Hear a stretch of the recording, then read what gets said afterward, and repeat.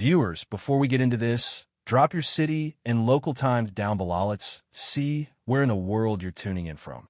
Now, picture this. A wood-paneled courtroom that smells faintly of old books and bad coffee, where a 53-year-old janitor named Marcus Thompson sits hunched at the defense table in an orange jumpsuit that already feels like a verdict. His court-appointed lawyer is scrolling his phone like the trial's a live stream he's barely interested in, and the prosecutor is strutting around like a rooster in a three-piece suit. The bailiff calls the case. The judge, stern as a marble statue, reads out the charges: grand theft, breaking and entering, corporate espionage. 20 years of sweeping their halls. And now they say he's the one stealing from them. Marcus starts to speak something about cleaning offices, not stealing files, but the gavel cracks, and the judge shuts him down like she's swatting a fly. In the gallery, his 13-year-old daughter Maya feels her stomach turn because she knows the man at that table returns extra change at the grocery store, and now the system's trying to bury him alive. Historians still argue whether a moment like this is born from instinct or from years of silent preparation. But Maya's had 3 years of nighttime study in the law library while her dad mopped floors, and that knowledge is buzzing in her chest like electricity. So when the judge asks the defense if they have anything to say, and the lawyer mumbles something about Marcus being a good worker, Maya stands. No hesitation. Objection, she says, voice clear enough to make the prosecutor blink. The judge's eyebrows shoot up. This isn't a high school debate.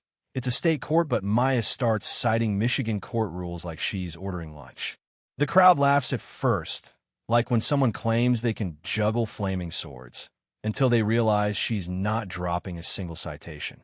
She points out conflicts of interest, misquoted procedures, and holes in the so-called evidence you could drive a food truck through.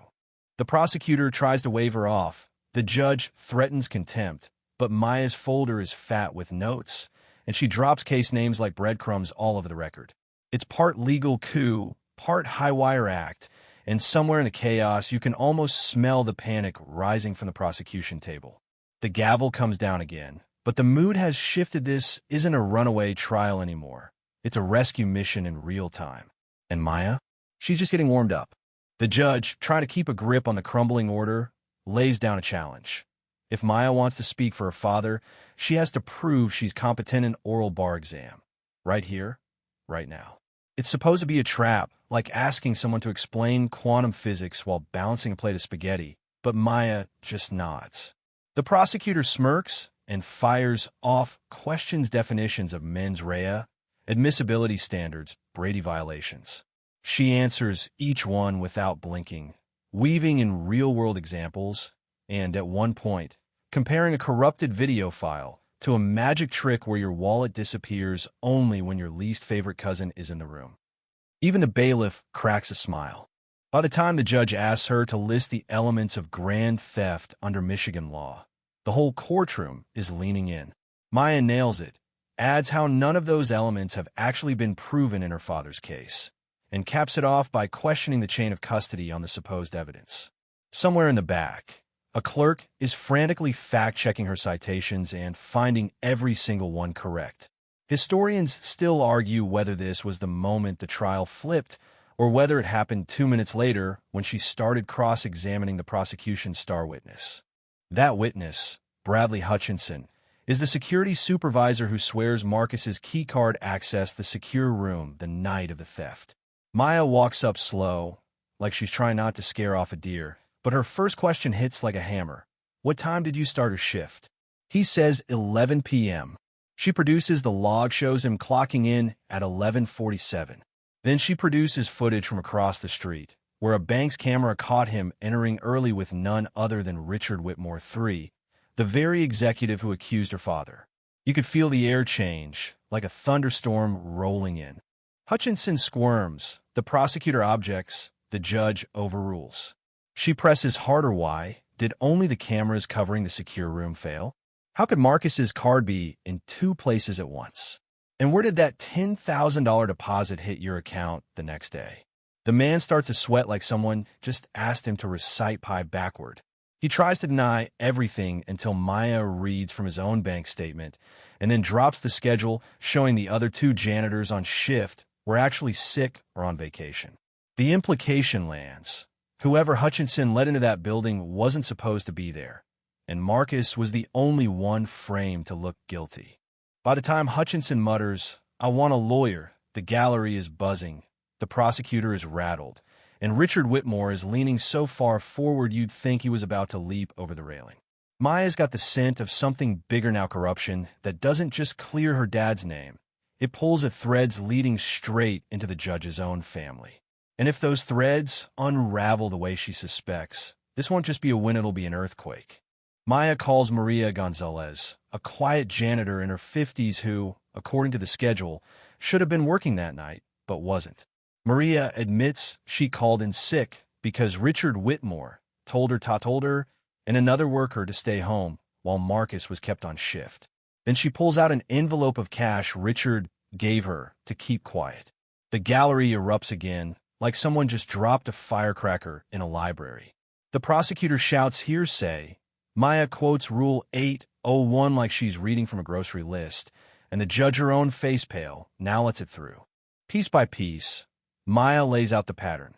7 other employees over the years, all framed or forced out after refusing to play along with shady corporate games. She spreads documents across the defense table like a magician, revealing the final trick: financial records, emails, even one where Richard writes, "Make sure Thompson's card shows maximum access. We need this to stick." It's the smoking gun in 12-point Times New Roman. Richard tries to stay seated. Fails. The judge orders him to testify, and under oath, he admits Marcus saw him shredding evidence of embezzlement weeks earlier. He framed Marcus to destroy his credibility. It's not a confession screamed in the spotlights, a cold, quiet detonation that takes the prosecution's case and grinds it to dust. The prosecutor can't recover. The judge orders all charges dismissed, and suddenly the courtroom is a storm of reporters, onlookers, and one 13-year-old in a slightly too small dress standing beside her father, both of them blinking like they've just stepped into sunlight after years underground. Historians still argue whether the real turning point was the evidence, the cross-examination, or the sheer audacity of a teenager refusing to sit down. But outside the courthouse, as hashtags explode and networks scramble for interviews, Maya is already thinking past this one victory. She knows the system didn't just fail her dad, it fails people like him every day. In the weeks that follow, she turns down book deals, accepts an internship with the Attorney General's Wrongful Convictions Unit, and starts mentoring other kids who've lived with a parent behind bars. Her father takes a new job with the City Commission on Wrongful Convictions, trading a mop for a suit, but keeping the same dignity he carried into every shift. Together, they visit prisons, review cases, and free more than one person who thought the world had forgotten them. Maya learns to juggle algebra homework with legal briefs, school dances with speaking engagements. And sometimes, late at night, she'll look at that battered cardboard folder one she carried into court like armor and smile, because she knows it was never just about her dad's case.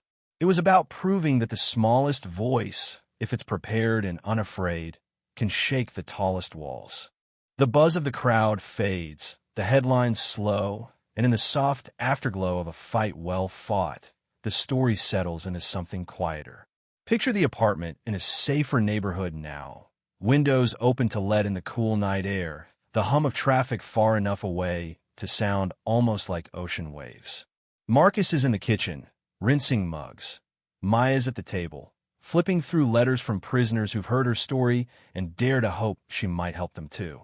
The lamp casts a warm halo over her hair, and outside, the city's lights blink in slow, steady patterns.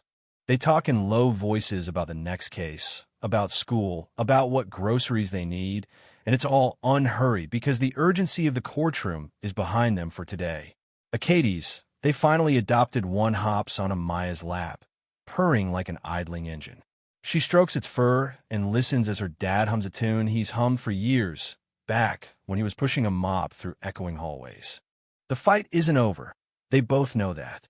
Tomorrow will bring another file, another family, another injustice to untangle. But tonight, there's peace.